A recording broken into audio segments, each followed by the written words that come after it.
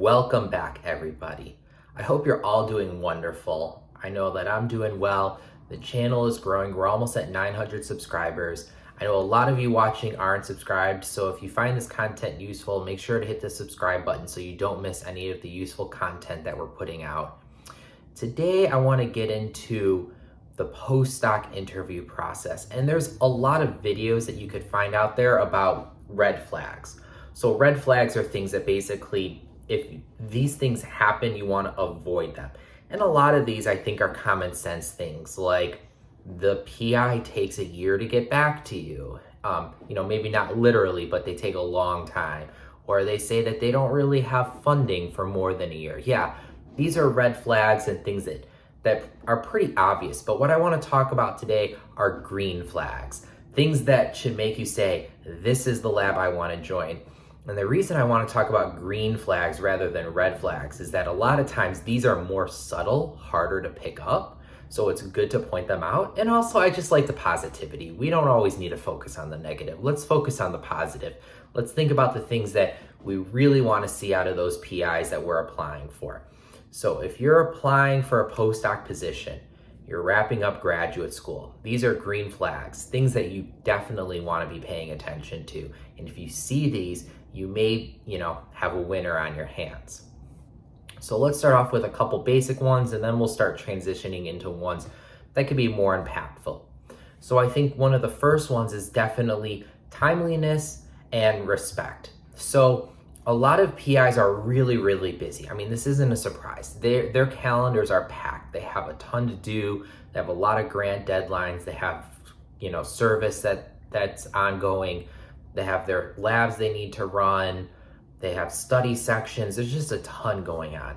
So you have to bear in mind that sometimes it's going to take time before you hear back. And in fact, one of the comments that I consistently get over and over in the comment section is that I applied for a postdoc position and it's been about a week and I haven't heard back yet. Like, when can I start following up? That's like one of the most common questions. I would say that you need to give them at least a week. If it's been more than a week, you could send a follow-up email. I wouldn't do it any sooner though. However, some PIs are really timely. You'll send an email and about 2 to 3 days later, you get a response. And don't forget, sometimes if you inquire about a postdoc position, they might need to spend time looking through their funding situation and deciding whether or not they really can take on another postdoc. There's other things that could be going on. Not necessarily that they're trying to delay getting back to you, but it might take time. However, a PI that gets back to you quickly and respectfully and is very upfront with you, that's a really good signal. So what do I mean by upfront with you? That means not horsing around, playing around, beating around the bush, however you want to say it, that they're very clear about, yes, I have a position that I could fill, or no, I don't. And if they do, these are the conditions attached, like, you would need to get funding, or that you would need to publish, or this is what I'm looking for, this is what our interview process would be, that they're very upfront with you about the whole thing. There's nothing being hidden. Another green flag that you need to think about is the interaction that you have with them upon your initial discussion. So I think that when you initially talk to a PI, it's going to be natural for them to want to discuss their lab, right? They need to let you know what they're doing so that you could judge whether it's something that you're truly interested in. However, the PIs that you really want to pay attention to are ones that also focus on yourself and allow you to ask questions. So if they don't ask, tell me about the research that you're doing, or what are your research interests, or where do you want to go with your career, if they're not asking you these kinds of questions in an initial interview, maybe like on the phone or nowadays on Zoom, that's not good. A green flag is when you get those kinds of questions. If they don't ask, it's not the end of the world, but when they're asking these kinds of questions, means they're genuinely interested in you, and that when you join the lab, they're going to be more interested in your personal growth rather than just you churning out a new paper for them. One of the more important green flags that I've noticed is the ability to freely speak with their lab members. So what do I mean by that? When I was interviewing for my postdoc, the lab I went to, I had interviewed and I had the opportunity to meet a few of the postdocs that were in the lab during the interview process. And I actually followed up with the PI afterwards, and she says, look, if you have any additional questions, this is the contact info for all of the people that you interviewed with. Feel free to ask them anything. This is awesome. This is like one of the best green flags you could have. This means that the PI you're interviewing with has nothing to hide. So I actually did. I followed up with one of them and was able to ask them way more questions about the lab, the institute, the environment, and really learned a lot. And he was honest with me about everything that he had learned from the 5 years that he had been in the lab. When PIs do that and they don't have anything to hide, it means that it's a really good open culture. And building upon that, another green flag to look out for, the responses that you get from postdocs. So if you get the same formulaic, well, it's a good lab, we get along, the PI's nice, the same kinds of things that you would hear over and over again, that's good, but it's not a green flag. A green flag is when you hear things like, I chose this lab over X lab next to it, which maybe had a PI with a little bit more experience, but I don't regret it. I know that I made the right decision coming to this lab, and this is why. This PI really cares about you, they really invest their time, whatever it might be.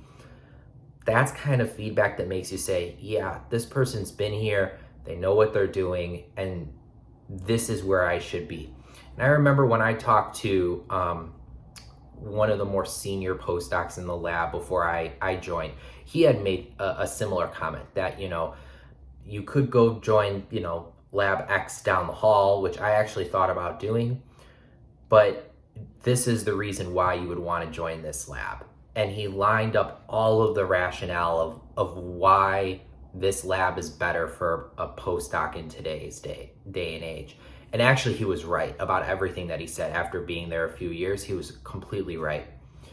He also wasn't afraid to hide any of the negatives, which is really good too. No lab, no experience you're ever going to have is going to be 100% positive, right? There's always going to be negatives.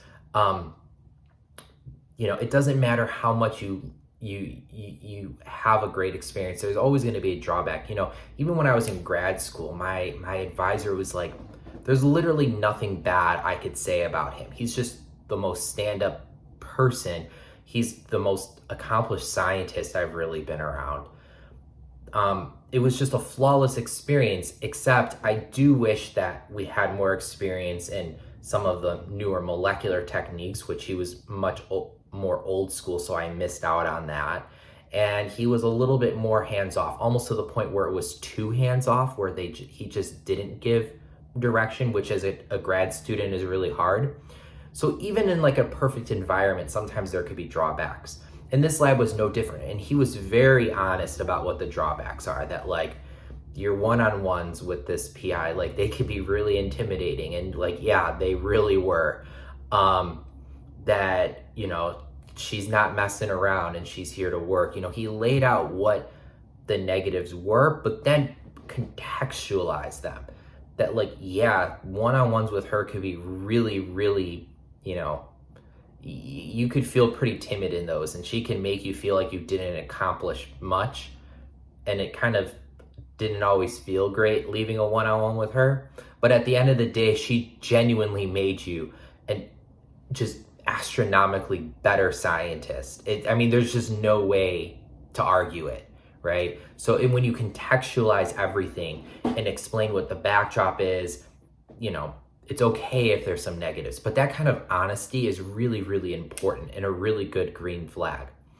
Another good green flag is the rate of turnover. So our postdocs coming in and they're there for like a year or 2 years and then they leave, or are they staying for 3, 4, 5, 6 years and then leaving? You don't want them to be there for too long. You don't want to see a bunch of, 8-year postdocs that have no publications, that's also not good. But there should be a healthy rotation of postdocs that come and stay for 3, 4, 5, 6 years and then leave. And if you're not seeing that, it's not good. If you see like a sort of mixture, it's fine. But if you see this really good rotation of postdocs, that's what you're looking for. And I would say the last green flag is just how quickly do they get back to you? If they really are interested in you, within a week, you should be hearing back from them after doing, your last on-site interview with everybody. If it takes longer than that, it could be that they're busy interviewing other people. It may just be that, they're not that interested in you. So if you interview and you meet with the PI, you meet with the postdocs, the lab manager, and 3 or 4 days pass and then they get back to you and they say, yeah, we're really interested in having you, we can't wait, when would you be able to start? That's a green flag. So I think that covers just a few of the things to look out for. Obviously, there's a ton of videos out there on red flags to look for. I want to keep it a little bit more upbeat today and talk about some good things. So a lot of what we talked about really focuses on clarity and being open and transparent. That's one of the best things that you could get in any interview process, really, but especially when you're interviewing for a postdoc position, is you want to be able to get access to those other postdocs. You want everyone to be honest. You want the whole, interview process to be transparent, because it's really frustrating when it's not. And when it is, it really it's such a good sign that it's a healthy environment, that the lab functions well, and it's worth, thinking about going there. So with that, I'm going to close this one out. If you like this content, make sure to hit the subscribe button. Like I said, we're almost at 900 subscribers. I'd love to keep growing the channel and helping you guys out. As always, if you have other questions, leave them in the comments down below. These are things that I try to answer in the comments or in videos. And I'll catch you in the next one. Bye.